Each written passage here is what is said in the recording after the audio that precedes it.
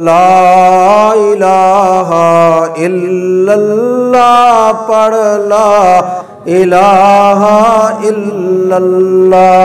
پھر اگلی بات دیکھیے کہ حدیث مبارکہ میں ہے پہلی رمضان سے لے کر آخری رمضان تک جتنے جہنمی ٹوٹل جہنم سے بری ہوتے ہیں، رمضان کی آخری رات میں ایک رات میں اللہ اتنے جہنمی اور بری فرما دیتے ہیں۔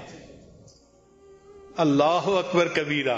تو آخری رات میں تو کروڑوں پھر جہنمی جہنم سے بری ہو گئے نا، کیونکہ انسان کی فطرت ہے کہ کئی مرتبہ سستی کرتا ہے، لیکن جب دیکھتا ہے کہ آج آخری رات ہے تو احساس ہوتا ہے کہ چلو آج آخری رات ہے تو چلو میں بھی کچھ اللہ سے مانگ لوں، تو اللہ نے کوٹا بڑھا دیا آخری رات کا، کہ یہ نہ ہو کہ جی بندے تھوڑے بخشے جانے تھے، مانگنے والے زیادہ ہیں، ہم کوٹا بڑھا دیتے ہیں، جو مانگے گا ہم اس کو عطا فرما دیں گے۔ تو آخری رات میں جہنمی جہنم سے بری کر دیے جاتے۔ اگر اتنا بھی ہوتا نا تو بہت کافی تھا، مگر اللہ نے اس سے بھی اور زیادہ مہربانی فرمائی۔ کچھ لوگ ہوتے ہیں اسپیشل دماغ کے ہوتے ہیں کہ وقت آنے سے پہلے بھی وہ کوئی خیال نہیں کرتے، جب سر پہ کام پڑ جاتا ہے پھر بھی خیال نہیں کرتے، جب سر سے کام پڑ کے گزر جاتا ہے نا پھر خیال آتا ہے او ہم نے کیا کر لیا۔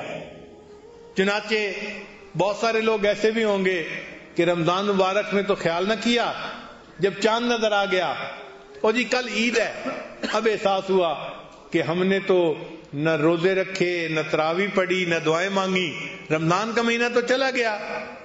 تو ان کو احساس ہوتا ہے کہ ہم تو گنوا بیٹھے۔ اللہ نے ان کے لیے بھی فرمایا کہ جو عید کی رات ہوتی ہے اس رات کو بھی اللہ تعالیٰ نے ایک خصوصی رات بنا دیا، اس کا نام لیلۃ الجائزہ حدیث پاک میں ہے۔ اس دن جنت کو دھویا جاتا ہے، خوشبو کی دھونی دی جاتی ہے اور ایمان والوں کے لیے تیار کیا جاتا ہے۔